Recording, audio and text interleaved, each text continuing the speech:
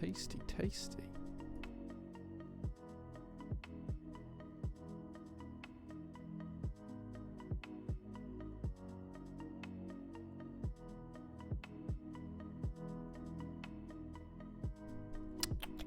Tasty, tasty.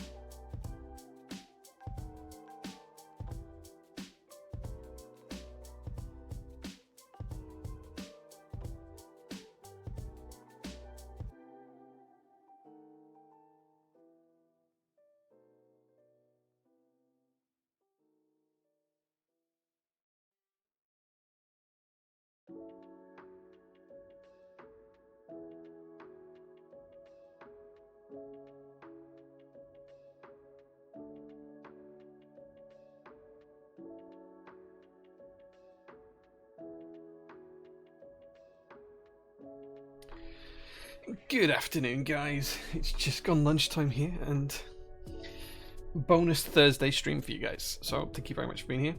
So Regiman got first with Wahey. Use Chopstick is here as well.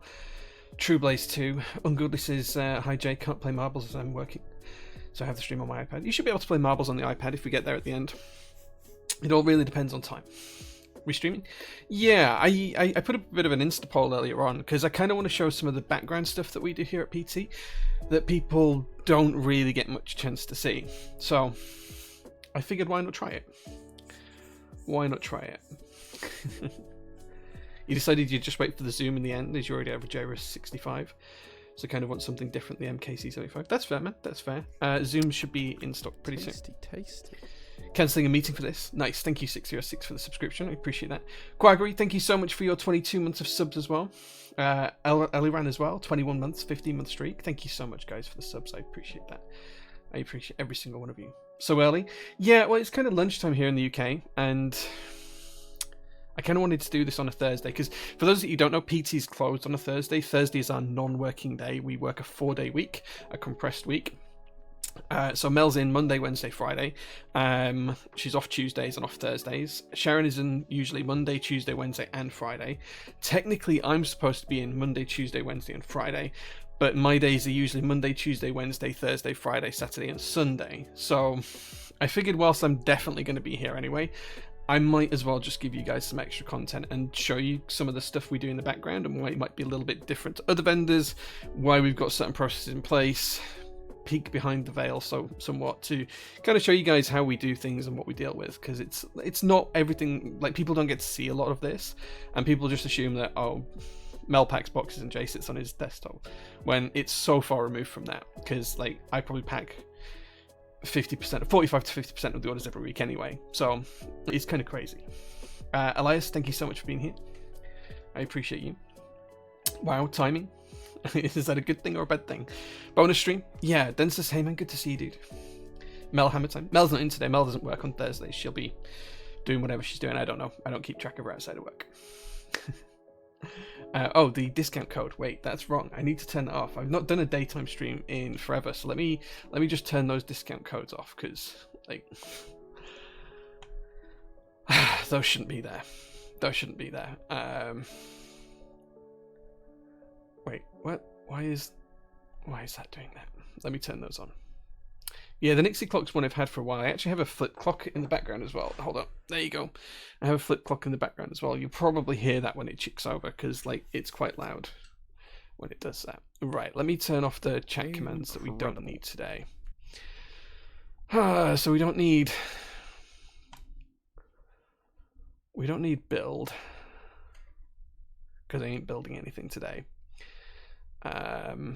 And there's no discount today, so let's turn those off and let's go to the timers, because there's no discount one and there's no build one. Cool. Right, okay, I just need to remember different streams do different things. Cool. So yeah, it's a bit of a bonus stream. I'm going to try and make this a regular thing, hopefully every week. We'll see how that pans out. But yeah, if it's not every week, it'll be every other week, maybe something like that. James is here as well. Hey man, good to see you. Ungodly 2 shouldn't have bought PBT Retro. Hey man. Yeah, that's James' discount. Thanks, Adam. Yeah, I like it's set up on a timer. So in fact, you know what? I'll just show you guys, because it's easier if I show you guys. So if I just flick over to here, this is some software called Stream Elements, which I run in the background. And what this allows me to do is, I only use this for one thing, and I use this for the chatbot, right? So if I click on the chatbot here at the side, we go to chat commands. I have a range of custom commands on here.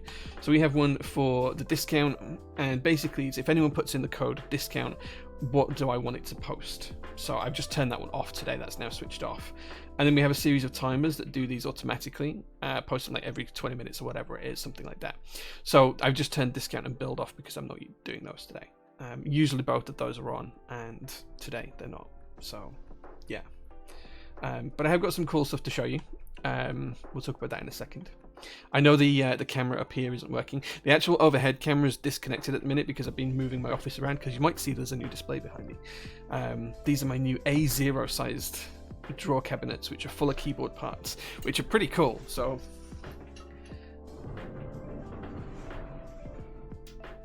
These are, well, like, they come out to like here, but they're A0 in size. And as you can see, we can put loads of keyboard stuff in them. So, easy access. So these are made by a company called Bisley, and they're really nice. I've got some cork draw liner that I'm going to cut when it arrives, and each one will have like a single piece of large cork in the bottom. And then the top drawer's just got junk in at the minute. You probably can't see that, but it's just bits and pieces of stuff at the minute that I need to sort through. So, Lunch and Learn. I like that. Lunch and Learn. It is a Gihan. It's my personal one that I've never even opened yet. Lunch and Learn. Yeah. Or I always wanted to do, like, when I'm back in Top Client Day, me and Brian, we wanted to do a series of YouTube shorts, or what became YouTube shorts because they didn't exist at the time, on keyboard stuff called Just the Tip. And we even went around doing it. And someday I will bring that back. It will happen. So yeah. Happy Sunday evening. Yeah, daytime stream. Jay Shuff, hey man, good to see you. Morby's here as well. Danjo's here too. Sat in Paddington Station waiting for a train. Well, I'm glad we can keep you company for that. Cancelling a meeting for this is just like the best thing I've heard all day. 606. Thank you so much. Nice lunchtime stream. Yeah. Is it Sunday at 8 PM? No, I kind of wish it was the weekend, but not maybe Sunday at 8 PM. Lifting the kimono. That's a bit much. JPEG's boxes and Mel sits on the desk. So, like, when we pack things, like, quite often we multitask, so I will be packing the install orders while Mel's doing a group buy, or vice versa, because that's what we were doing yesterday, for example. Yeah, some points of yesterday we were doing it. So I'd be packing install orders as they came in, like, so we were getting the orders out within 20 minutes of them being made, and Mel was concentrating on the Zoom 98s and the Zoom 75s. So we kind of, like, split and work and multitasking different things. Oftentimes Mel is packing, and I have to be up here to do business stuff, like today, which I'm going to show you some of the kind of stuff we do. But it's like there's like a million things that we have to do here.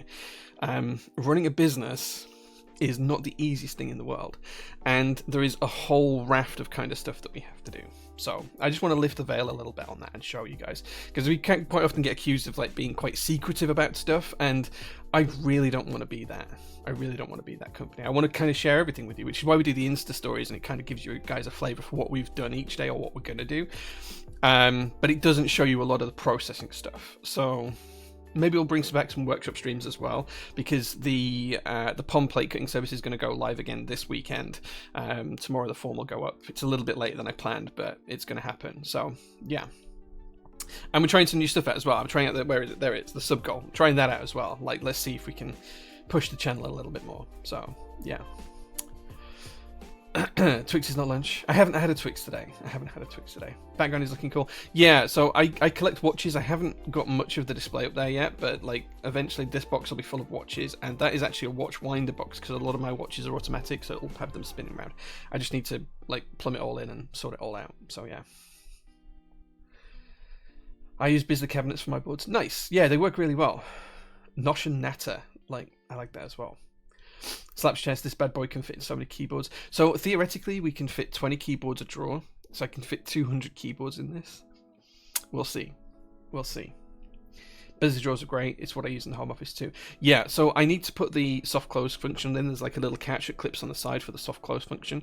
I haven't done that yet because this is a beast of a unit to get up into my office. So yeah, I'll figure it out. But the Nixon clock I made about 2 years ago. No, maybe longer. It used to be in the background of my old J-Keep screen, so it must be 5 years ago. Crazy. 4 AM, so I may pass out any moment. Nice. New setup, haven't done the stream in a while. Kind of. It's the same place. It's the same... Literally, I'm sat in the same place, maybe a foot further forward or something like that, and my whole desk's moved forward a bit. But yeah, like, it's the same office, same building. I just finally got around to decorating it after being here 18 months. So we put the wood paneling up on the wall. I kind of got some of my personal keyboards on display behind me, and the boards are the cabinet's what I use for stuff. This kind of stack here, this is my build queue. There's actually 3 stacks. There's this stack is in front, and there's another stack behind. So that's kind of my build queue, and yeah, we'll see how it goes, but there's a lot to do. Minor A4 though, Silver Lining's been a 40s girly. Nice. Well, I had to have big drawers, so these are massive. Like they're wide, but they're also really deep. Like where the keyboards are on top, they're like 2 feet from the wall. Like there's like 2 feet back, and that's where the keyboards are, and there's 2 feet from like the back of this keyboard to the wall behind it. There's like 2 feet in distance there. It's kind of crazy. The opposite of what you said. It's okay. Okay. Looking handsome. Thank you, man. I appreciate that. I'm off to the barber's today because I need a trim. Hope you're well. So the title was expecting to see you operating a forklift. No, I can drive a forklift, not very well. I don't have a license, but I can. It is a watch winder. Yeah, it's a 4-tier watch winder, and then there's a display box as well for some other watches. It's only got a couple of watches in there at the minute. It's got my brew watch in there, which is the one you can see. If you haven't seen that, it's like brew watches are very much designed around brewing coffee, which when we have a coffee brand that's about to start to go live, you know, it's kind of fitting. Elias, thank you so much for being here. I imagine you are working full blast down, so I hope you're doing well. Dre driving a forklift would be funny. I can drive a forklift, not with a license, but I can drive a forklift. I can drive pretty much anything. Like, you put me in behind the wheel of something, I can probably drive it. Like, I'll figure it out. I'll figure it out. Brew watches are sick. Do you know what? I've never actually worn it, but it is a cool thing. I've used it like to keep time for brewing the coffee. We use it when we're dialing in the coffee downstairs, but I've never actually worn it. I've had it in my hand while we've been doing that. So yeah. I like that you took a sip of coffee after talking about the brew watches. Well, I drink the coffee constantly. Although my latte art, I can't really show you because I have no overhead camera today, but the latte art was not particularly great today. So ungodly. A friend of mine who works just in the unit opposite here has a vintage Porsche tractor that came from a farm that was owned by, believe it or not, Louis Vuitton, and it was a grape farm. It was a vineyard in France, owned by Louis Vuitton as a brand, and it's a Porsche tractor, and we've driven that around the yard a few times. It's quite fun. It's a really old 1950s. It's red, but it's kind of like, kind of got like a patina all over the hood from the grapes and things like that. It's a beautiful bit of kit. We've driven that around the yard a few times. It's quite cool. You saw Keycap with a working watch on Reddit? Yeah, there's been a few. I think Hebe are doing one as well, I'm sure I saw that. I've not heard of that brew watch before. I will not look because that's a rabbit hole I can't go down at the minute. Dude, like in a couple of weeks when I bring all my stuff here, like there's going to be like 15 watches on there. So like I do collect watches in my spare time. So yeah. Say hi to my girlfriend. She's just rumbled me for watching you at work. Hello, anonymous biker's girlfriend. I hope you're doing well. Let him have a break. Everyone deserves a break. Okay, so I should give you the update on PT News, where we're at this week. So we had an issue with Zoom 98, Mellatrix Work Studios. They shipped us the wrong boards. So there was 2 boards. It was in the original batch which sold in October. There was a wired version and a wireless version. The wireless version came with the screen, the nice little 2U screen. The wired version was supposed to come with 2 keycaps there, or 2 switch slots there. Because the wired version doesn't work with the screen only works on the wireless version, which is just a quirky Mellatrix Work Studios thing. So that's really, really interesting. But they shipped all of the wired boards with the 2U screen, which is great. And then we reached out to them like, we can't ship these boards to customers because they have these screens in. And Mellatrix was like, oh, just tell them they can keep the screens. I'm like, yeah, but it doesn't work with the wired PCB. So you either need to send us tri-mode PCBs and we'll uplift everyone, or you need to send us the 2U units for the 2 switches. Anyway, they're sending the 2U units, so we're going to have those soon. They should arrive next week or the week after, I think. So we're just waiting for that to come through. Other than that, we're processing with the Zoom 75s right now, and then we've got Zoom 65 V2, and then Cat Space Dust, and then that's it for group buys that are arriving at PT for about 3 weeks, unless GMK want to finish anything early. So we'll see. Confrontation says, you said you wanted to improve the transparency of what's going on at PT. I work as a data analytics and try to improve my skill set working on new types of data. Any chance you'd consider sharing your sales and group buy data so I can play around with trends, practice building some dashboards? So, I want to be more open and more honest, but there is a limit to what I can share. Like, this is a business at the end of the day, and we do have stuff that's commercially sensitive. So whilst I'm happy to show you how we do things and the processes we go through, there's certain information that I can't share. Some of that is contractual. So for example, some of our contracts with GMK or other manufacturers might state something along the lines of, you can't release your purchase order data, which is fine and completely understandable. And that kind of all feeds back into a lot of the kind of sales data and everything else. Sometimes the sales data is partly owned by us and partly owned by the designer, in which case it's not just up to us whether we release it or not. So the issue overall around that is there is so much data that we have access to that we can view, some of which I could legally share but may choose to share or not share, some of which I can't share because of certain agreements, contracts or otherwise. It's just safer to not. And this is partly part of the reason why we don't share like order numbers and sales volumes or anything like that, because no matter what we do, we generate some sort of complaint. Either someone tells us you shouldn't have released that information without asking us, just because they feel that way. There's a contract that I could be potentially breaching. It will generate a complaint one way or the other. Someone will say, oh, you've ordered too many of this keyboard, therefore, so this happened with the Cloudlines, for example.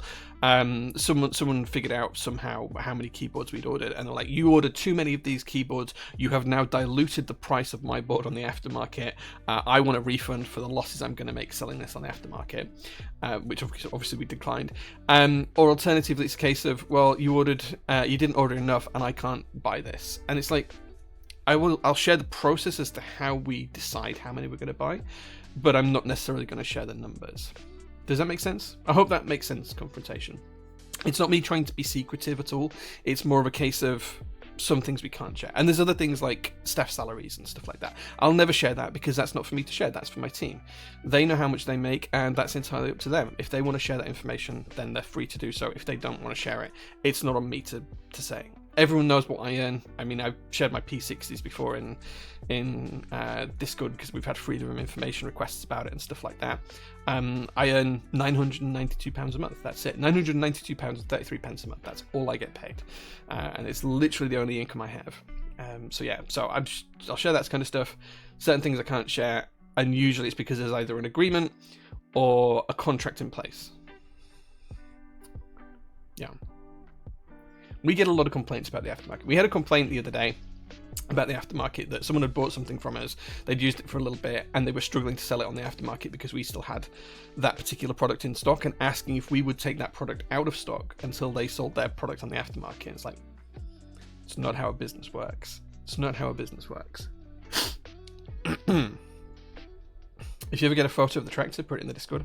I'm good. Yeah, I'll get. I've probably got a video of it actually. We were making like this is the cool thing. This is a Porsche tractor, so it's not quick, but you can make it do 11s in the car park. Uh-oh, naughty. I can't scalp the market. Data protection is a piss take. Data protection is an interesting thing. So, like, I can't, like, today I'm going to show you some of the back end of Shopify where we create products. I can't show you sales data because it'll show customer information, and I don't want to share that. Like, that's just not something I want to share. That's dangerous levels of territory. So I'm going to show you some other sides of it, but it'll be fine.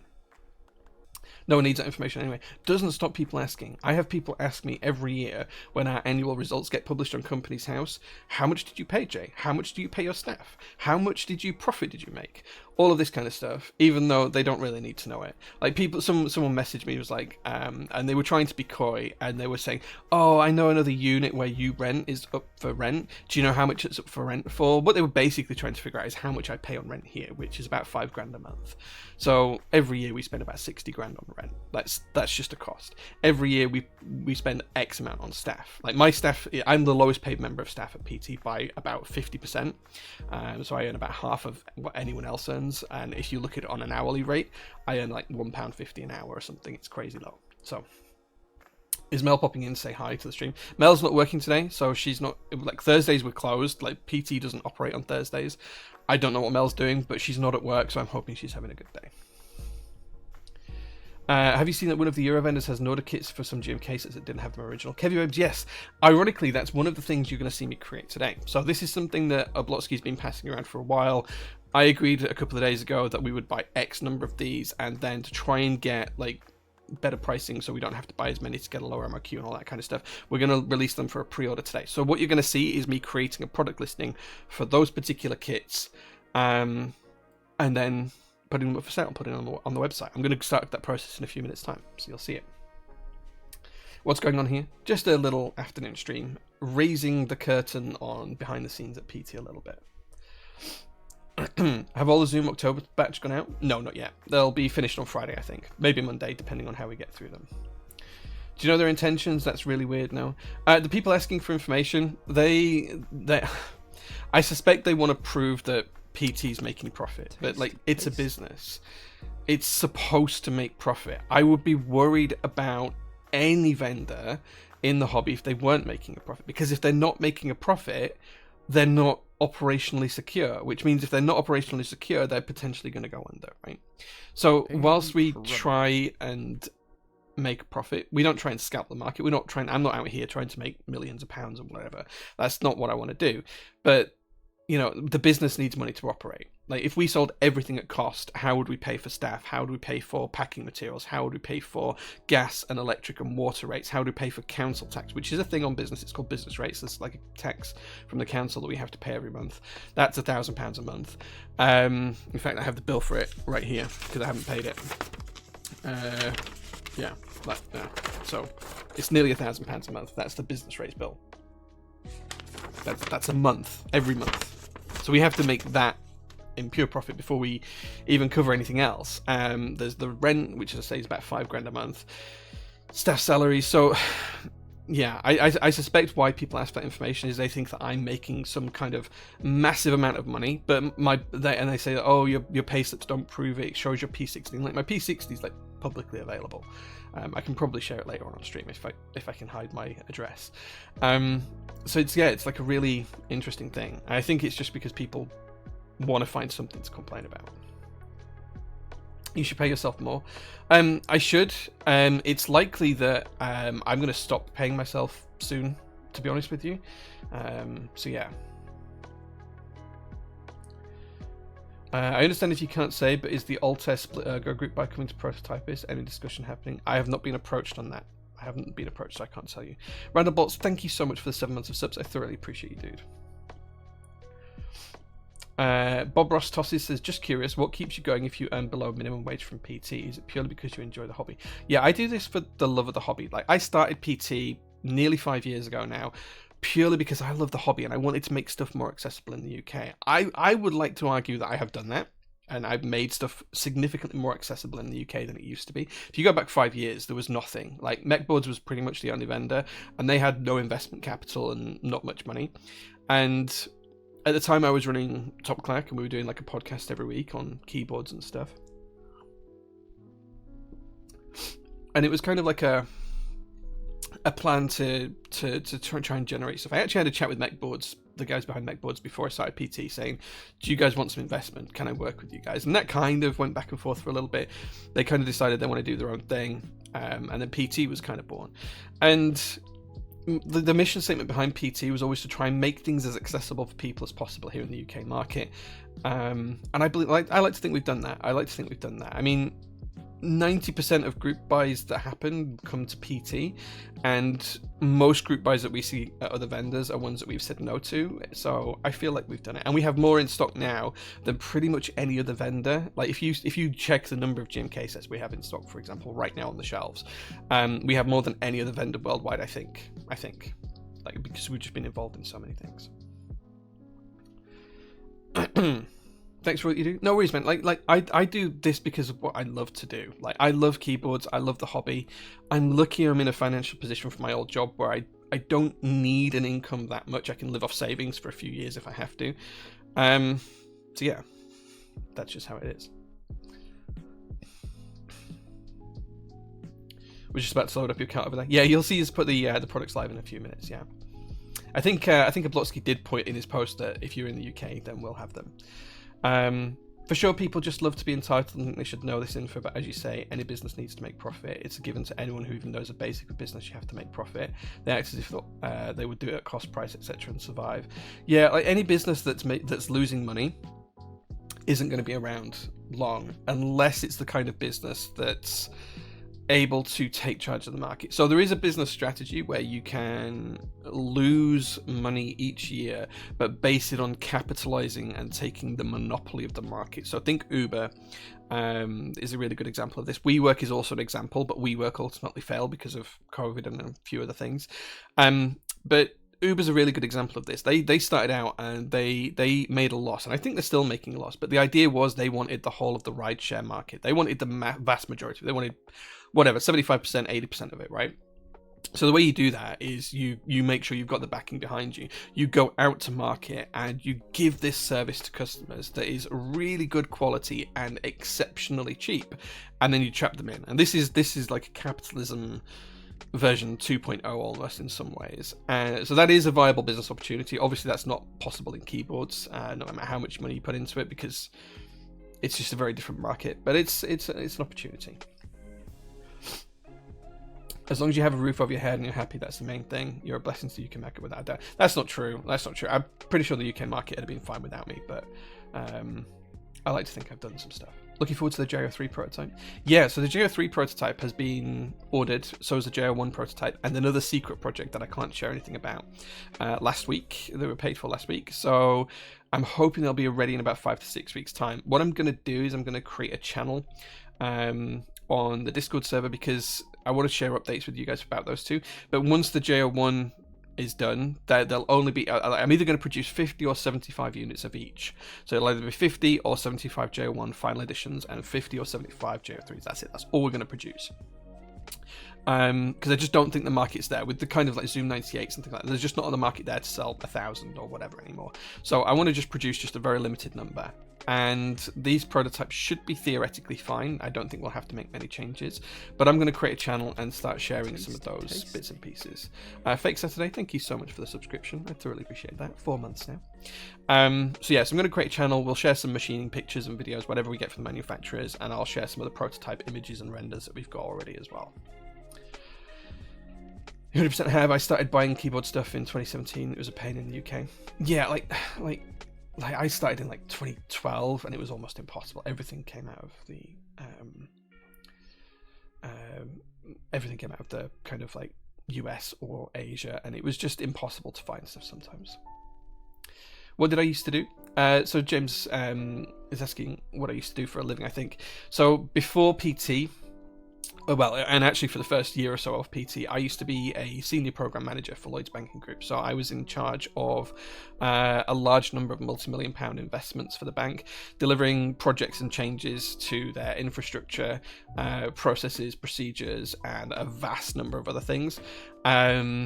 I was at one point I would kind of like change the whole way in which Lloyds banks do banking. So they went from a very much a cashier-based banking system to what we called hip to hip, which is where you'd sit down on a couch instead of standing with a glass screen in front of you. So I was responsible for the technology stack for that and accountable for delivering that. So this was putting iPads in, Wi-Fi in all the branches, that kind of stuff. So my job was to run those implementations and be accountable for the implementations of those. So basically project manager, but looking after multiple projects, program manager. So, and then towards the end, we kind of, well, I say towards the end, probably 5 or 6 years ago, we kind of moved, longer than that, I'm losing track of time here. So in like 2016, 2017, that was happening. 2016 was when that started to roll out. 2017, we moved to agile kind of workflows, and it was my responsibility to develop agile for the company and deploy that across all of the change functions. So yeah, so that's what I used to do. I did that for a long time. I have probably been a part of more projects within the financial tech sector than most people. Everything from bank mergers to bank splits. So I was part of the project that did the merger of Lloyds TSB and Halifax Bank of Scotland when they merged. That was a huge integration. It was literally called Project Integration. I didn't run that. Obviously, I was too junior at the time, but that was kind of like where I broke my teeth. I was part of the divestment of Lloyds TSB away from Lloyds, so TSB became its own bank. So kind of a bank separation and a creation of a stack for them, like a clone stack and stuff. And then the deliverables around all of the kind of branch technology infrastructure, capacity and loading and all of that kind of stuff, fraud, OPSEC, you name it, I was involved in it. Marketing materials and God knows what else, like just 1,000 things. IVR voice system, like I've touched pretty much every stack of technology in Lloyds at some point with the changes that I used to be accountable for. So yeah. Secret keyboard, yeah. The other one is a secret keyboard, yeah. It should be at the meetup, at MK UK meetup. I can't share anything about it, and I can only tell you that there'll only ever be 3 units made, and one of them is mine.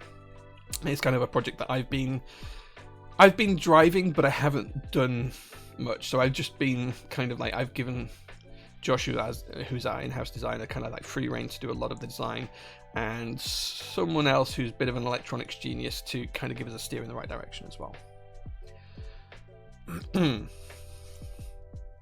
A few months ago, I asked about an ISO layout Hall effect board as an alternative to the Wooting 80HE. You said to keep an eye on the channel. Any further news on this? Yeah, so there is a few boards that have come out. I don't know off the top of my head what supports they offer, but the QK65V2, which is in group buy pre-order right now, that offers Hall effect switches. There's also some other bits and pieces. There is another bigger project that I'm aware of that I can't talk about yet. I don't know where that's up to actually. I haven't been involved in it for a little while, or haven't caught up with it for a little while, so yeah.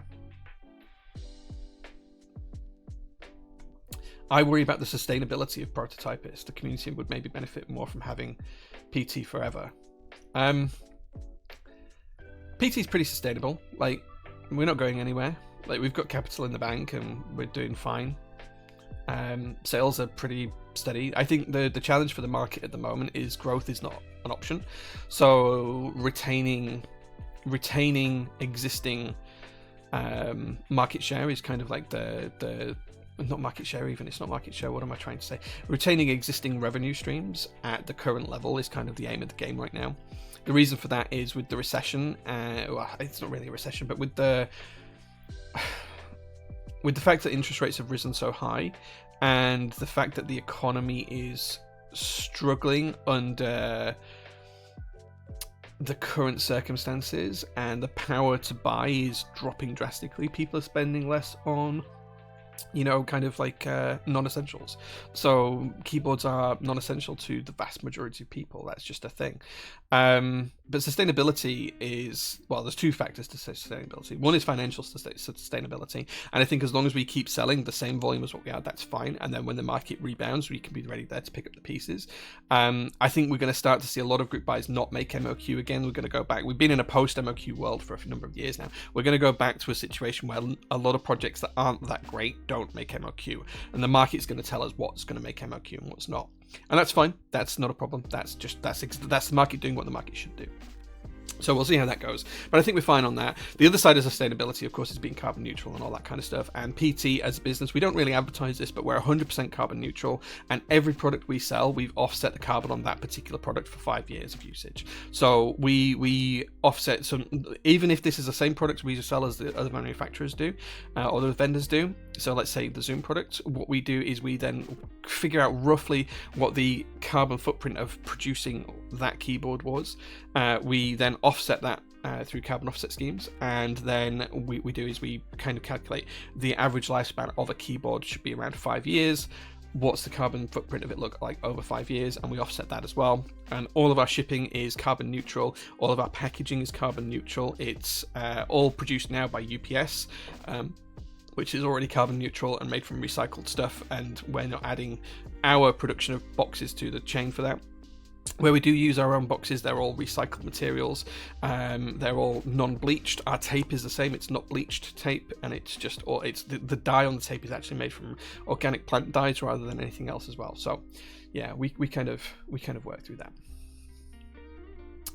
that. You're living my dream, dude. This is something I'd do if I had no financial pressures in my life. Thanks for what you do for the UK hobby. I mean, I have financial pressures. I still have a mortgage to pay every month. It's not like I'm in a position where I have no mortgage. Like, yeah, I'm just lucky enough that I got a nice sort of golden handshake for leaving my old job to give me a few years of doing this where I didn't need to make a huge amount of income. And of course, my wife works full-time as well. In terms of accessibility, I honestly don't know any of the UK vendors who stock half what you do. Yeah, we stock more than any vendor in the world, almost, I think. In terms of keyboard kits especially, everything was US or somewhere similar. Shipping to the UK was always an issue if you could even buy it in the first place, yeah. Tech project management in the banking industry. Yeah, basically fintech is the easiest way of putting it. On too early? Yeah, we usually do it at like 8 PM on a Sunday, but yeah. Oh, just got here, so you've probably already explained. What's the score with GMK Norda set? So those are re-releases with Norda UK layouts. So we're going to talk about that in a minute, but effectively Ablotsky has arranged for the production of a number of Norda UK kits for some various sets, Metropolis, Mictlan, and one other. What was the other one? Monokai Material. And then, of course, there's the Oblivion, Hagoramo, and C kits. which don't offer, well, one of them has a Norda, Hagoramo Norda, but it doesn't offer UK ISO, unfortunately. So yes, we're just going to create the listing for those. Would you be interested in vendoring Sipup EC PCBs for the EU? I would be more than happy to do that. The way I like to work with designers is I like them to come to PT because it feels more organic. They want us to handle their products. That feels much more organic than me going out to designers and saying, I want to run your product. If I really, really like something on a personal level, sometimes I will do that, but I've probably done that less than 10 times in the entire history of PT. Every other product, the designer have come to us and said, they want PT to run the product, and that's how I prefer to do business with designers. I'm interested in building a Topa board but not breaking the bank, so seconding this. Yeah, more than happy to do it. Thanks for answering. Quite interesting to hear what you used to do. Any advice for a fresh comp sci graduate and coming up to dissertation submission this week? Yeah, so it really depends on what you want to do and where you want to go. There is a lot of opportunity in the comp sci space. I can tell you what that kind of looks like from a fintech perspective, but it really depends on what you're going to do your dissertation about and how you're going to set yourself up for that. So that really depends. Marbles for GMK today. Oh, I need to turn that one off as well. We will play some marbles today, but it might not be for some GMK. Let me turn that off real quick. This is a thing. When I do different streams, I need to remember that I have different setups, and I'd kind of forgotten that. There we go. Done. Right. Okay. Fixed. Okay. So this is going to be a really boring stream from here on out because you guys are probably not going to be interested in half this, but I do want to open up the kind of back end stuff and show you guys. So let's flick over to here. First of all, I wanted to show you this. So this is something you've probably not seen, but this is kind of like the back end. I can't show you anything in here, unfortunately, but I did want to show you that this exists. So this is the GMK portal. GMK probably going to slap me on the wrist for sharing this, but this is kind of like how vendors submit new projects for quoting, for ordering and stuff like that, and like how you can request new projects, you can check your projects, and you can open tickets. Like if we get like a customer that says I got 2 F9s and no F8, we can order a replacement through here. And they also have like stuff around packaging design details and international kits and guides on that we can share with designers on how to do stuff. So I just wanted to share that like this is like a thing, and most people aren't aware of this. It also has like how long are current lead times and stuff like that. Again, I can't really show you any details behind this, but I just wanted to show you that it does exist, it is a thing, and GMK have this whole kind of really professional portal for us to use in backend. It does have a little Easter egg as well. If on the keyboard whilst I'm on this, if I hold down this letter, you'll see if I hold down the letters G, M and K, it highlights the GMK logo, and if you hold them all down, you get a little explosion, which is quite fun. Anyway, I just thought that was fun. So yeah, we can access all the things here, like templates for back-end designs, and the reason I wanted to show you this is because what GMK have done here is there's one here called international kits, and you'll see that this is just a little while ago, but effectively what this has prompted is what we're going to work on today. So GMK are consciously aware of the international kits and how expensive they are compared to other kits and how off-putting that can be to buyers, but at the same time buyers want to be able to get a base kit and their local language keys. So this is kind of GMK's solution, and that's why Oblotsky has come up with the idea of doing a few of the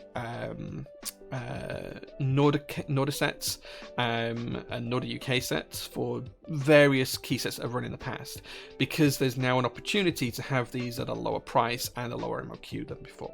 So that's kind of like the ballpark of what we're doing today.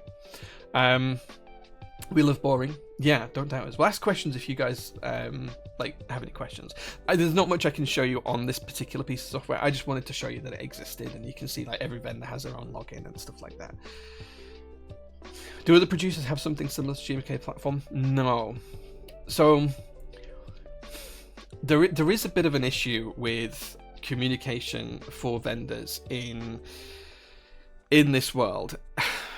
Let me give you a list of software: Discord, Basecamp, Slack, email, the GMK service, Trello, Notion. Wait, I'm gonna have to have a look. There is others as well. Slack. There's others as well. Like that's a list of software. different manufacturers, different vendors, and different people use one or some or all or part of those platforms to communicate information for all of the different group buys. So for every group buy we have, communication could be in one of like 10 or 15 different channels. So a big part of what we do is we kind of have like some internal Notion stuff set up. I'll see if I can show you guys this in a second. I have to be very careful what I show you with Notion because there's a lot of stuff in there in the background, where we manage all of our individual projects. Let me see if I can add a source and show you guys this really quickly.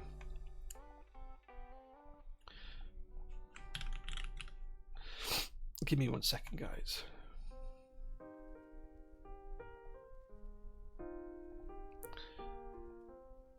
Okay, so this is Notion, and for those that you don't know, Notion is kind of like a bit of software that is used for project management, and I'm pretty heavy on this. So all of these are projects that we have run, or in the process of running, or are doing different things, and this is how we track where they are in group by manufacturing. And this is kind of like an extended version of what you might see on our updates. So like the updates actually pull from information in these, and these all have different notes, and like this one's got 16 notes behind it, for example, and all of that kind of stuff. And it's how we track which bit of software it needs to be on. So if I create like a new tile on here,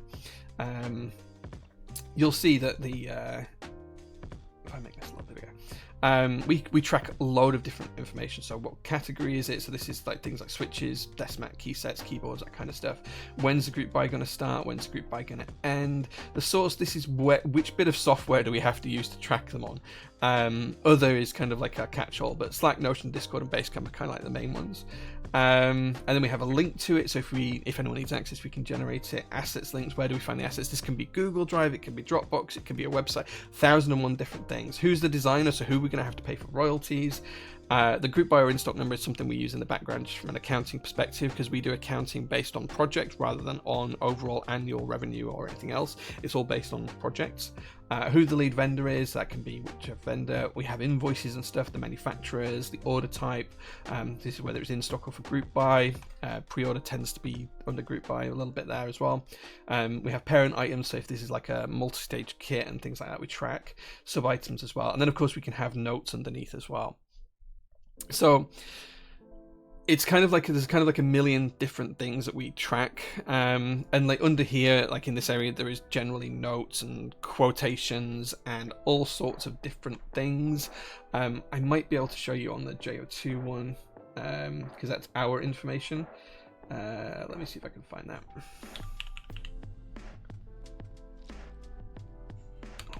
Why am I not finding it?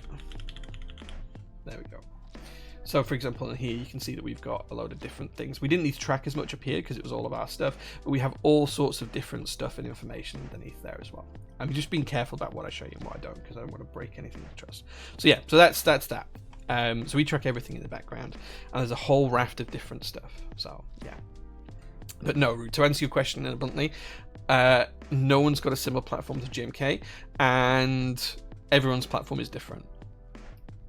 I'm going to say Novel Keys has the second best. So yeah.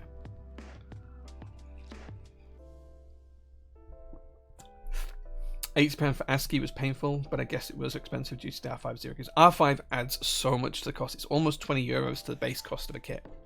It's something like €18 or something just for R5. So for example, if I didn't have Oblivion base, would I now be able to get the base and Norda UK set up soon on PT? So we're just doing the Norda kit, so we're just opening up the Norda kits. We're not restocking Oblivion. We had Oblivion in for a long time. It sold out. This is just the Hagoramo kit for Oblivion we're going to put up. Was it difficult for you to get a GMK vendor status? Would imagine it being difficult for a relatively new vendor. So the interesting thing is, I actually knew Christoph, who owns GMK, for a long time before PT was a thing. We'd spoken on numerous occasions. Top Clack was going to do a visit. Of course, then the pandemic happened and that didn't happen. But so it was kind of like a known quantity, and they knew what I was doing as part of PT. They kind of like, I'd had conversations with them before I started the company. They knew how I was going to approach it, how the funding was happening, all of that. And this was before they had kind of strict rules. The strict rules came in because they saw what was happening to some vendors in the background. So At the time, no, it wasn't particularly difficult. Would PT have got vendor status if it happened now? I'm pretty sure we would have done, just based off of how our business structured in the back end. I can't say that every other vendor would be the same, and I know they're a lot more strict now as well. So yeah, there are so many sets I've passed on because the added cost just put me off, or it doesn't have them. Yeah, I get that. One thing I kind of wish was in those Notion items was a link to the store listing. Well, those ones I just showed you, Saber, aren't the public ones. That's all kind of stuff that we do in the back end, and yeah, it's a little bit difficult to show them. Some of the other ones will have them and link to the products and stuff, but not always, because like if it's a group buy update and it's going through, well, you'll never be able to buy on the group buy update again. So even if you link it through to the group buy page, like it's kind of a dead page once the group buy is closed. So we just keep them up so people can reference it if they need to. What's the difference in work between a lead vendor and you as a vendor organization? Do you have to pay lead vendor on the menu, for example? So it really depends, Azura. So the way that GMK group buys are structured is you'll have a lead vendor and a series of sub vendors, and the lead vendor, in fact, you know what, it might be useful if I load up MS Paint here and just kind of like did some drawings for you guys. Hold on. I feel like I could talk it through if I'm drawing a little bit. Think Jay's going back to project management and doing whiteboard stuff here.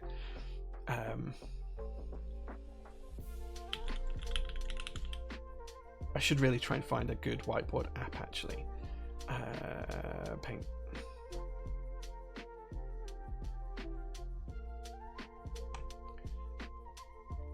Okay.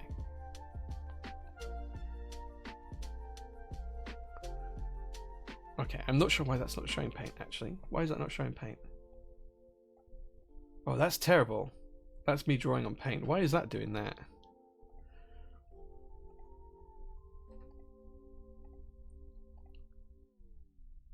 Okay, that's a bit better. There we go. Okay, let's make that a little bit bigger. Okay. So.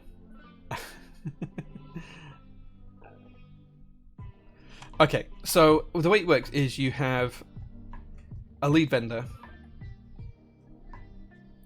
and they're gonna kind of like be into GMK.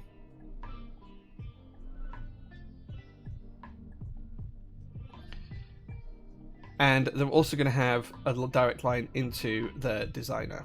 Okay.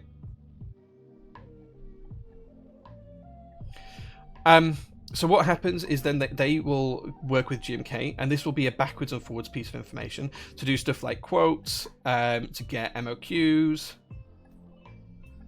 and that kind of stuff, right? And they will work backwards and forwards between the lead vendor and GMK to get those. They'll work on kitting supplied by the designer and render supplied by the designer, but all communication will go through the lead vendor for that. So the designer will feed into the lead vendor, they'll feed it back to GMK, and it will go backwards and through that loop. And the lead vendor is therefore the sole source of the truth for both parties.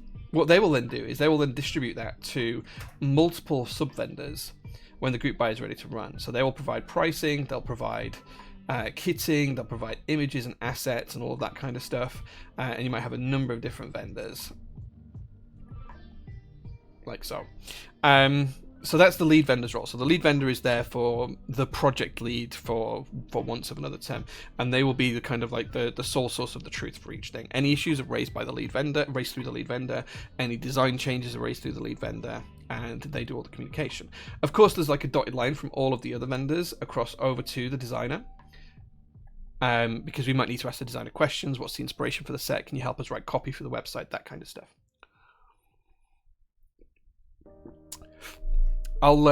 It's too small. There you go. It's a little bit bigger. I'll figure out a way of doing this better if we need to do it in the future. And then GMK have a dotted line into the vendors because all of the invoicing comes from GMK. So GMK will invoice each vendor individually. So that's how, and then each vendor will pay GMK, and then once the set's ready to go, GMK will send out those sets to each vendor that's paid for them based on their shipping stuff, right? So that's kind of roughly how it works from a GMK perspective. Other group buys may differ. So the lead vendor all payments might go into the lead vendor, and the lead vendor then sends out all the payments to the manufacturers. For example, that happened on the Reflection where we were working with Farhan Rob. He took the funds and paid them off to the manufacturers. But for the most part, even if it's not GMK, as a vendor, I personally like to have a direct link into the manufacturer, because if I do, then I have a contract with the manufacturer directly. I can raise issues such as supply chain issues or replacement parts or refinishing or whatever it is directly with the manufacturer. When we don't have that and we have to go through another lead vendor, it adds a layer of complexity. So for example, on the Leviathan group buy right now, we're going through that issue. We don't have access to the manufacturer. We don't have access to Canon keys. So we're having to go through Canon keys to get Canon keys to go to the manufacturer to arrange what's happening with our boards. We'll then come back to Canon keys, and then they'll come back to us. And sometimes that just feels like a little bit of a delay. To be honest, that's not a good example, because that one will be fine, and Canon keys are great at sorting this kind of stuff out. So I'm not worried about that, but it's just something to bear in mind. Draw.io Lucid chart. Draw.io Lucid requires sign-in. Exactly Draw lets him draw a whiteboard diagram. Cool. Future uses. Yeah, I'll figure out something like that for future, because we're probably going to need to touch on it at some point. Did I mention how designers are compensated? So designers are compensated in a number of different ways. It really depends on the project. Most designers have one of either two ways of being paid. Either they're paid a set price per kit. So let's say for argument's sake, and these are made up numbers, let's say for argument's sake, we've got a GMK set that's selling for £80 plus VAT, which makes it £100. Those are slightly wrong numbers. Let's say it's selling for £100, so it's £83 and 33 pence without VAT. Or it's $99 in the US, or whatever it is. That designer might be paid either a percentage of profits, which can be split down a number of ways. That means that they probably won't get any payment until after the set's been produced and we've shipped out group buy orders, for example, and they'll be paid profit on group buy orders. And then when we sell the stock in the actual stock that's on the shelves, as that sells, they'll then be paid out either quarterly or once it's all sold or whatever. So that's like a percentage of the profit margin. So if we make £10 profit per base kit, they will get paid, I don't know, let's just make it easy numbers, £5 per base kit or whatever. Alternatively, they might choose to have a set price baked into the cost of a product. So if we're selling a key set for £100, they might say, well, I want £10 per key set, and we might say, right, okay, great. That means we're going to sell it for £110. That's why when we sell it for £110, we get our cut that we need as a business to survive and thrive and keep providing opportunities for customers and for the community. And you get your £10 minus whatever taxes and shipping costs and everything else. Not shipping costs, but minus taxes and whatever other costs of doing business there are. So it might be Shopify takes a percentage and we have to take that off or whatever. So those are the two ways of getting paid out. And it really depends. Different designers do different things. The percentage split is probably the fairest, because then everyone's making a known percentage based on the success of the project. The one that probably means designers get paid but puts vendors under more stress is the fact that the designer gets paid X number of pounds or dollars per piece produced. So if we produce 100 keyboards and they're getting £5 per keyboard, they'll get £500. But then if we can only ever sell 10 of those keyboards, we've paid £500 and royalties that we'll never be able to reclaim back. So it really depends on how the designer wants to do it. Different designers get paid different amounts, different designers have different levels of clout, and it's all very different, but each one has its own contract. So yeah. What's the highest designer fee you've come across? I'm not going to say who, but there was one designer who wanted over 90% of the retail price as their cut. And then I pointed out to them that 10% didn't even leave us enough to pay for the production of the parts. So that was quite interesting. That was a very interesting conversation. They didn't realize that production had to be paid for. So that was a bit of an eye-opening one. Realistically, it's the really high ones are 50% of profit margin, or we've had some that have wanted $100 per keyboard sold, and our margin's been $8 or $9 for them.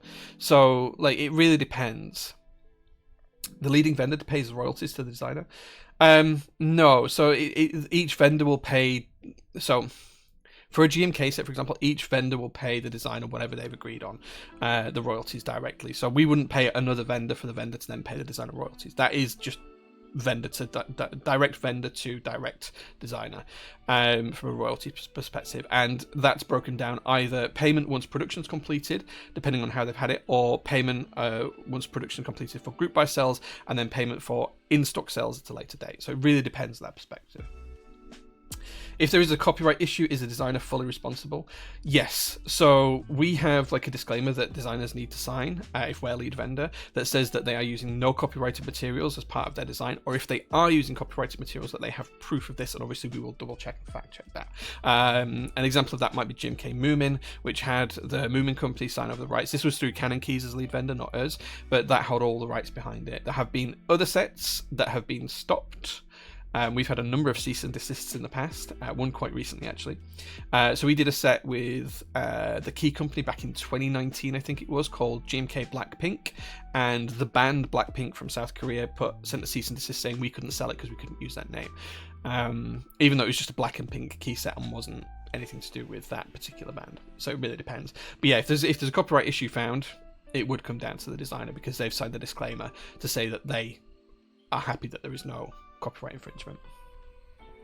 The producer of the keycap is not liable. Do they check things are fine with that when they're producing as well? Yeah, so GMK has a rule that says that we have to sign as lead vendor, and it's part of the contract for each set as we do it, that says that there is no copyrighted materials within this set, or if there are, that we have proof of it, which is why we pass that responsibility on to the designer. And GMK won't continue to produce that, or even continue to provide us quotes if we haven't given them that assurance up front. So yeah.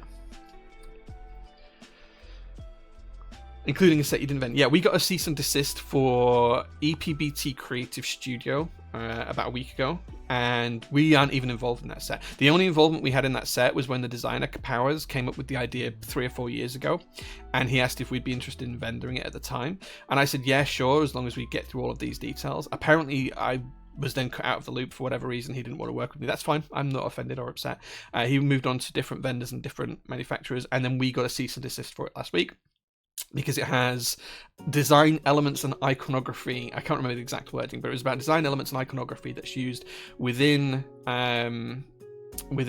Adobe software. So the cease and desist came from the legal partners of Adobe, within Adobe software that has been reproduced on the keycaps, and we had no right to use those. Now, I'm sure that the other vendors have the rights, and they just picked us because we didn't, and they thought we might be selling it. We're not. We have no listing for it. We've not sold it. We've not been involved in it. I haven't bought any, but I did get that. Spent my morning in Lloyd's banking group. Cheer around white pod. Don't do it. Dude, do you work for Lloyd's? I used to work for them a long time ago. So yeah. It has always been no more runs of Mizu. Makes you think, right? Makes you think. I actually have Mizu on a board over there. So yeah.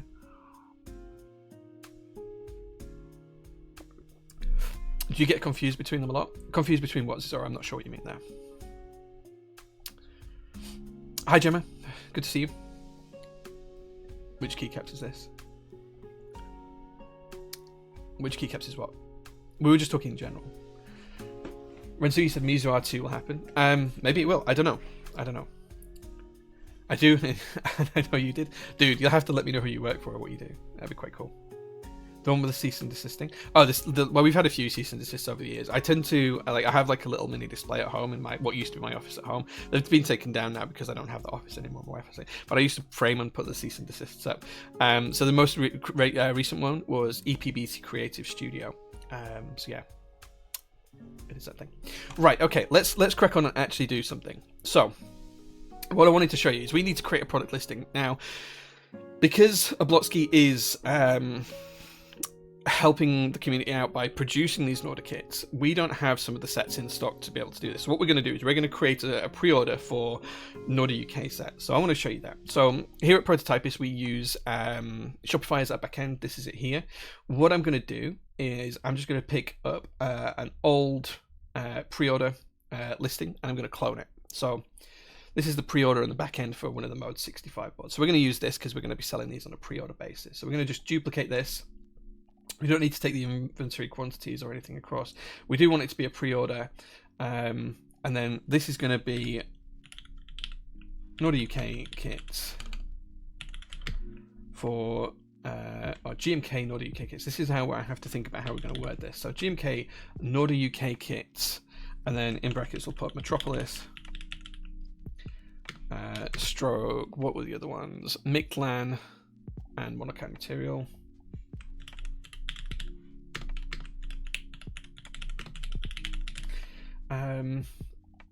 So we're just creating those. What other ones did Oblotsky have? Metropolis, monochrome and Mictlan. Yeah, okay. And then it was 8008 R2.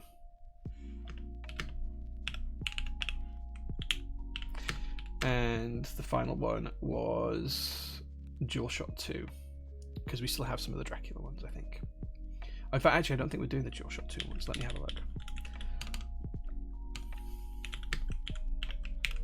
Cool. So I think that's what we do. We're going to duplicate the product. That's going to create as a new product listing that's going to be hidden on the back end of the website. And then what we'll do is we'll populate that. So we'll let that duplicate for a minute. Whilst that happens, I'm just going to go back to my chat with Oblotsky and figure out what I've already pre-ordered. Okay, yeah. So I did do Dracula as well. So we need to add on Dracula here as well. Cool. Okay, the first thing I'm going to do is I'm going to get rid of all of the parts that we had. Oh no. My mouse is frozen. Wait, has my PC died? No. Okay, my mouse is just dead. Hold on. I thought my PC had died for a second, but it's just my mouse that's dead. Right, okay, it just needs charging. My mouse has died. Right, okay, so I have no keyboard for a minute while the mouse charges up. So what I'm going to do is I'm going to get rid of all the variants here because we don't need them. We can just get rid of all of these. There's no bulk delete option apart from getting rid of the whole option and creating a new one, which I don't like to do. And we'll rename that and we'll add in all of the details in there in a second. We're just going to cut that off for now. Okay. So then what we're going to do is we're going to save that, and that's going to get rid of all of that. And it's going to be a new listing very, very soon.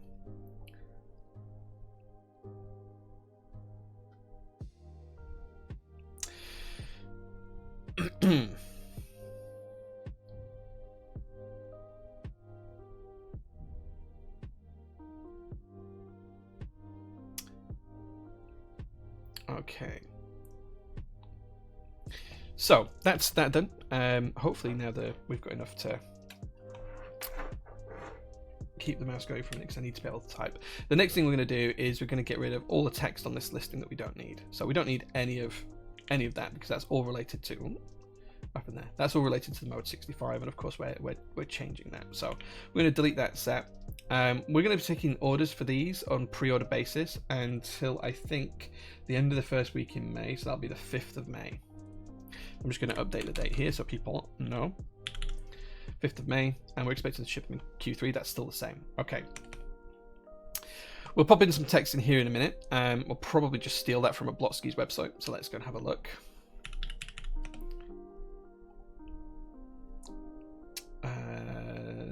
Nordic UK International Kits. Nice. So he's done a separate listing for each one. So what we're going to do is we're just going to steal the specifications because we know that the specs are fine.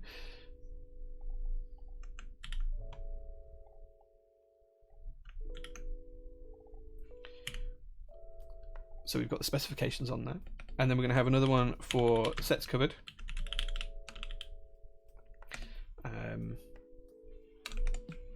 And we can put some bullet points in there, so we can say we've got GMK Metropolis, we've got GMK Migplan, GMK monochrome material. Oh.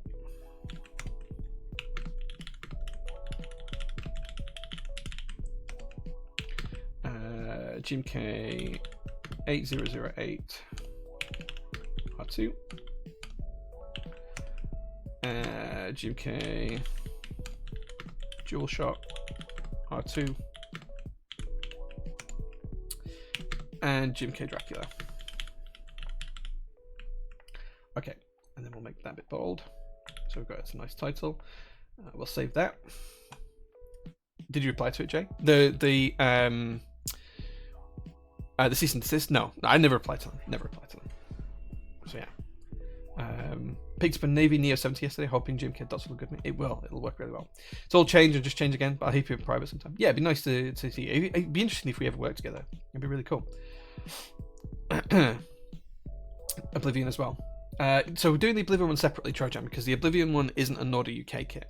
So the Oblivion one is just the Hagorama alphas, so we'll do that separately. It's a shame there's no general restock with these, but I understand that'd be crazy hard to do. Didn't buy 2 of these sets specifically because of the lack of Nordic UK support. I get that.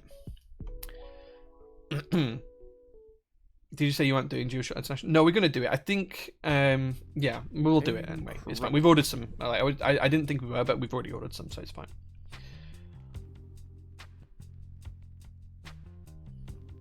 Just a bit of feedback for the website. Do you think you could change how your images are set up on the product pages? I always find it difficult to navigate when you have a lot of images because I have to scroll down, click an image, and then scroll back up to see the image. I think it would be nice and easy to have some overlaid arrows to scroll through all the available images. So unfortunately, that's not a...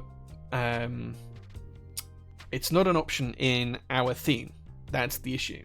And to retheme the site is a massive piece of work. So it's an option. Let me show you how this works. So so we use a theme called Flow, and this is kind of like how we structure the pages. Let me go to a product page.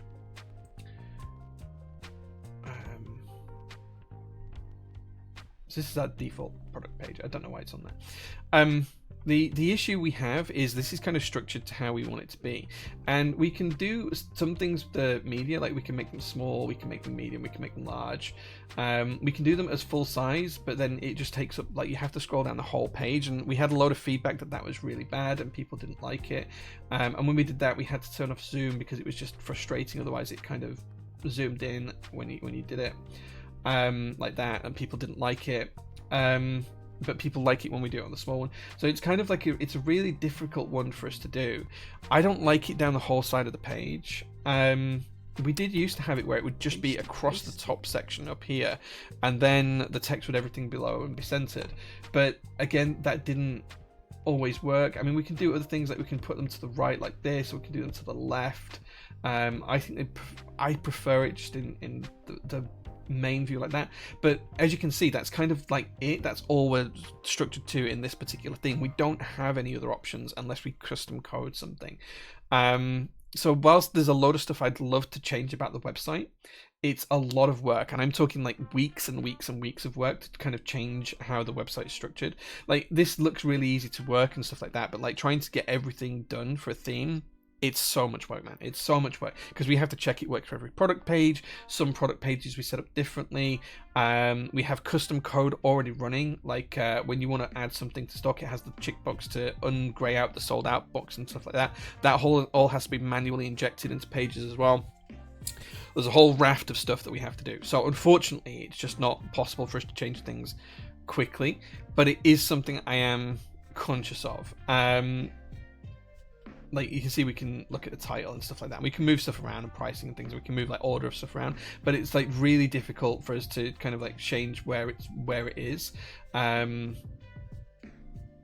it's just a whole kind of like pain, and we can't move some stuff, like the media kind of stuff. We can't move it around easily. Anyway, I wish we could fix a lot of it, but we can't.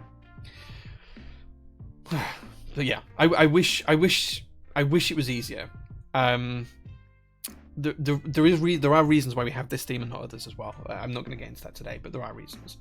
So yeah, right, okay. So now we've got the text up. We'll probably add some more to that later on. But the next thing to do is to add in the images. Now I have these from a Blotsky on URL images. So all I'm going to do is I'm just going to paste in the URLs.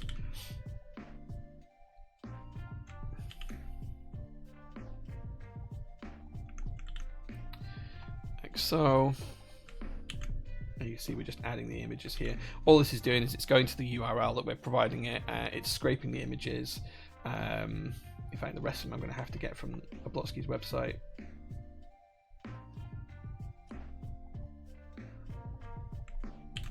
Because he hasn't given me them all.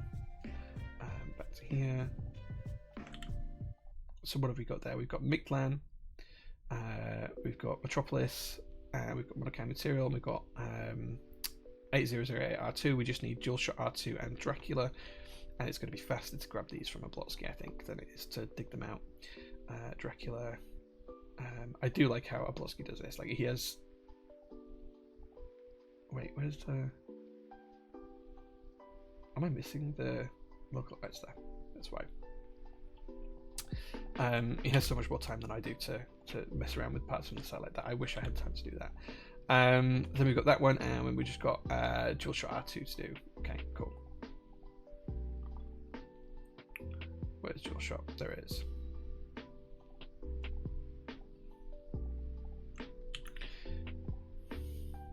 Cool. So now we've added the images to the site. All we need to do now is create the title of the product. So these are going to be Norder UK kit, and then we can pick which ones we want. So we've got the whole range before that we talked about. So we've got GMK Metropolis, Mictlan,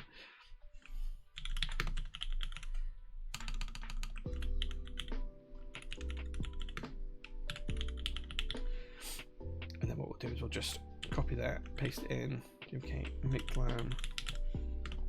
What else did we have? Monokai material. It's all the M's.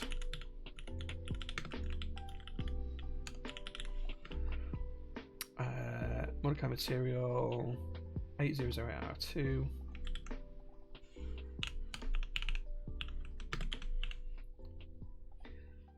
Dual shot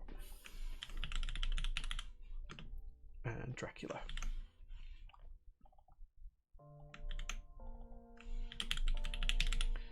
There we go. Okay, I'm going to give that a save and let it save. I only bought the base in joke you would, in the hope you would. Yeah. You're starting the popular Norder set UK group buy. These are going to be for pre-order because you've already placed an order with the Blotsky for these. What you dislike other than like tough to find the middle ground. It is true. Yeah, it is true. A fresh, hey man, good to see you.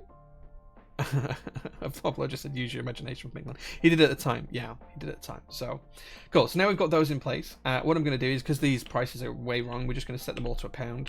We'll save it again. So this is all the variants. Next job is to just link up to the relevant image. So when you select the image, it's going to pull you through to the correct one. Yeah, we did go. I didn't think we did it. This is nice and simple. All we're doing here is just saying if the customer selects this option from the drop down, this is what it's going to display on. Dual shot as well. There we go. Oh, I've got those the wrong way around. Look, that's dual shot, and that one's Dracula. There we go. And just because I've done that, what I'm going to do is I'm just going to make sure the images are in the right order. Yeah, so there we go. So now the images will display in the right order. This is a pre-order, and I'm just going to tag this with Norder UK and save it.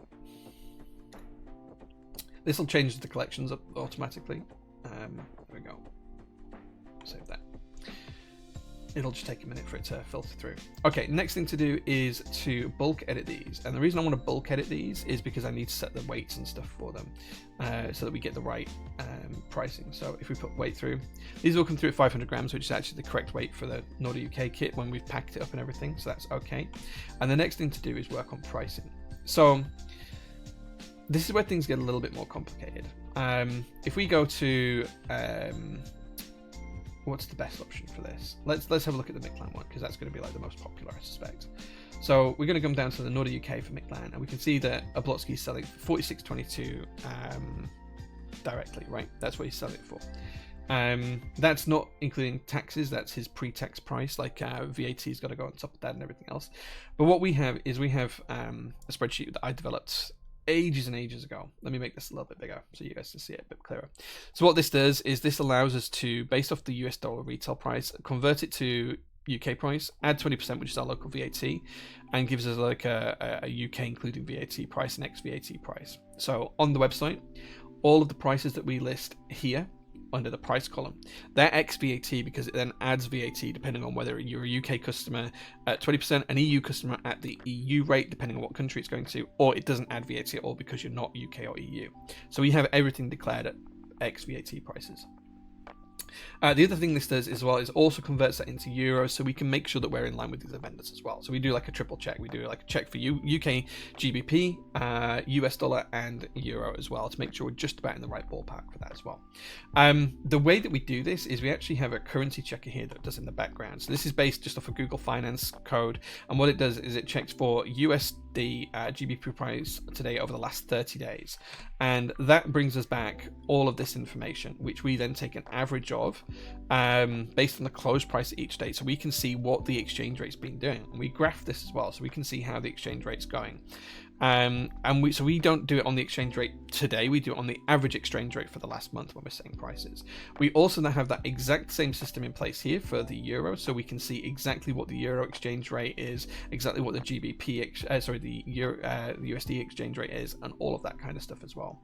And then our calculator uses these as an average, so it just pulls it from that other page.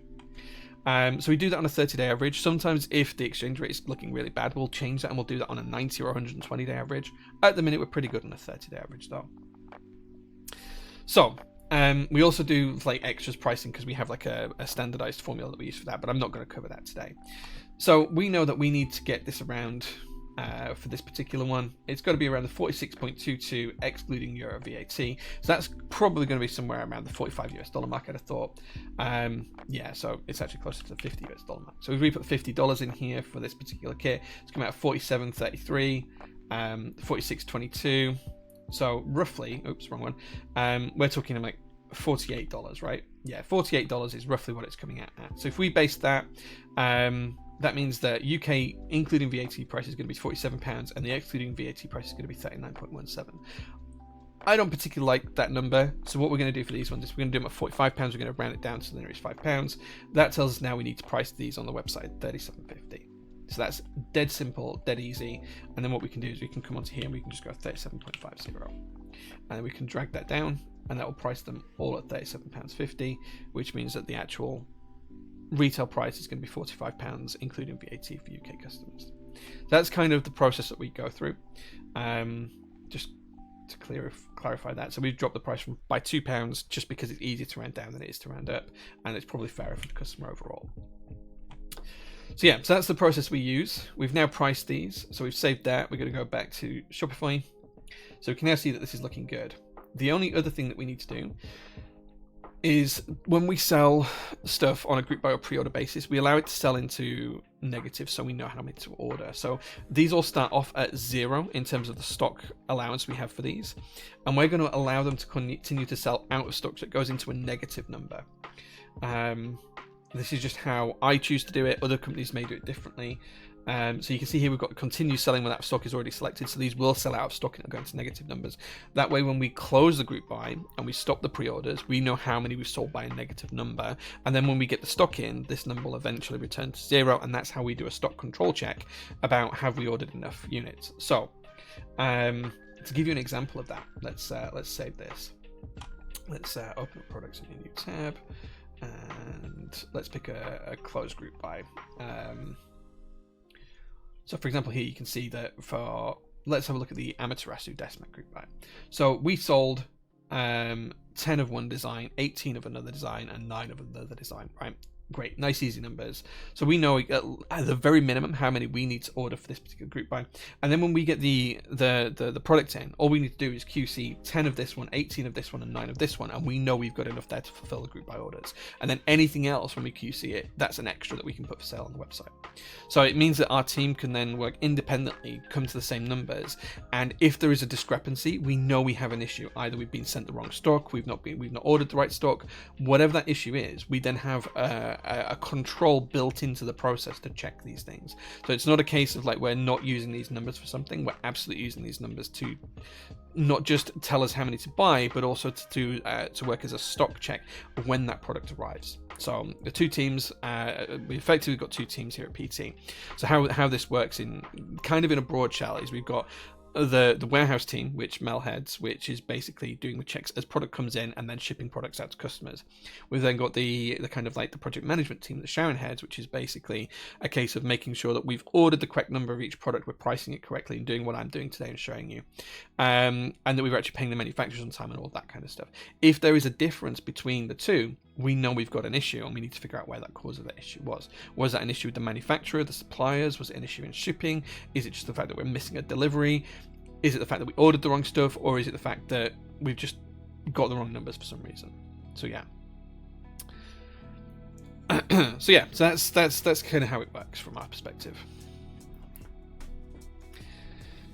Okay. So that's how we set up. Other people may track stocks differently. I'm just letting you know how we track stock. It's an interesting one, but that's how we track stock. So this is the product listing done now effectively. It's still on a draft, so it's not actually live. So if you look up at the top here, it still says draft on this drop down. So let's have a preview of the page.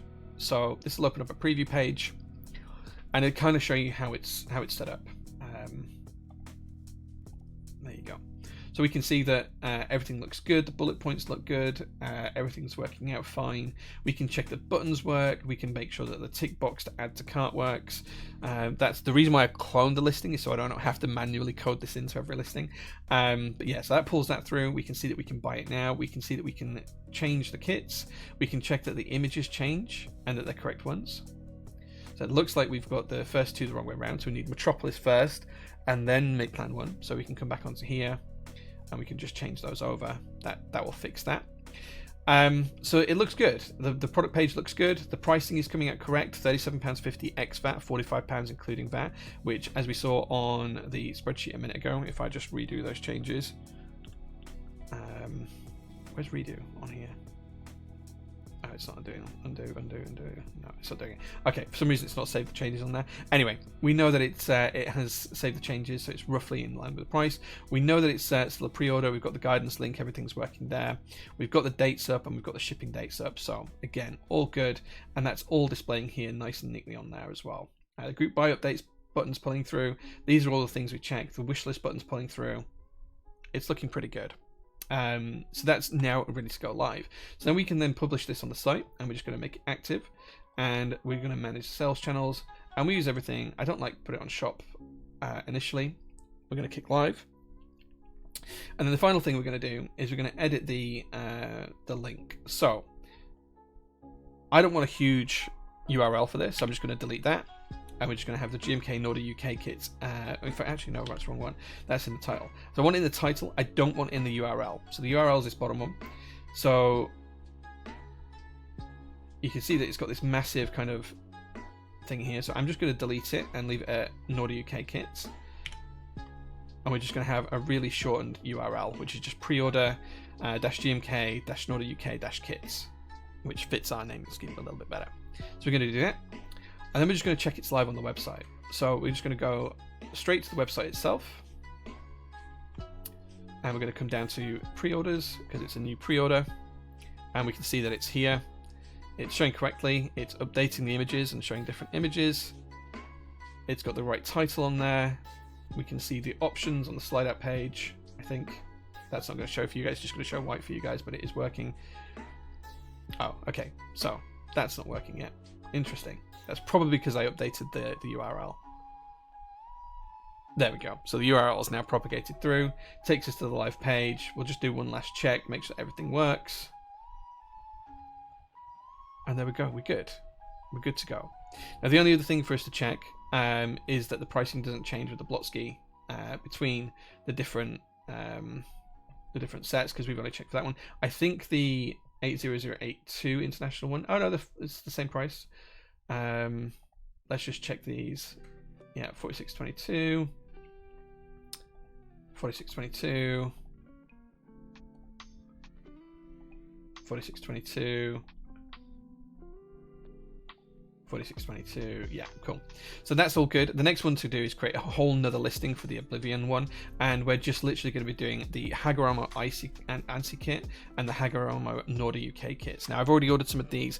That's probably going to go live later on today, because I'm pretty much at the end of what we've got time to stream for today. But that's kind of what I wanted to show you guys. I hope that was useful. I hope you've enjoyed seeing kind of the back end of the site. Let's catch up with chat.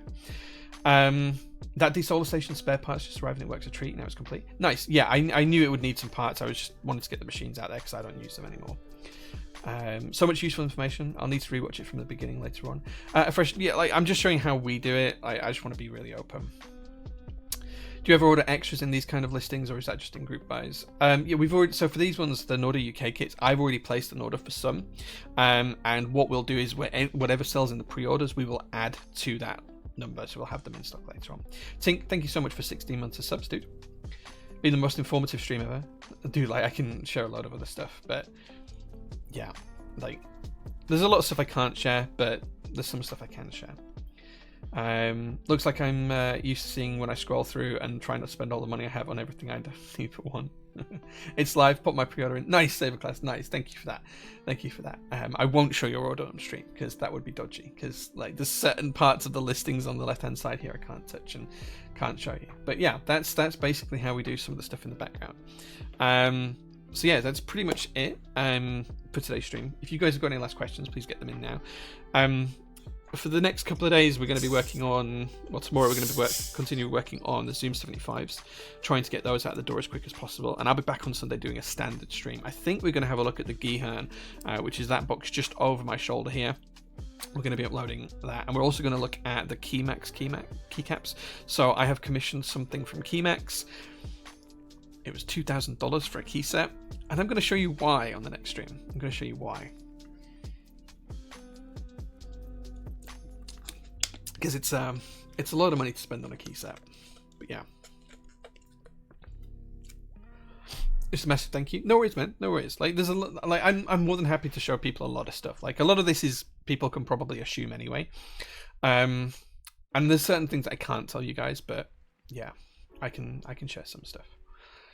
Yeah, I'm glad you guys enjoyed it. If there's anything you would like to see on the stream, just pop it in the suggestions channel on the Discord server down here. You can just go into the suggestions channel and say, I'd like to see you show this process on stream, and I'll see what I can do. But I'm going to try and do some of these streams every week. It might be just creating product pages like today, which is dead simple, or it might be doing something a little bit more in depth. There's a whole raft of other stuff that we do.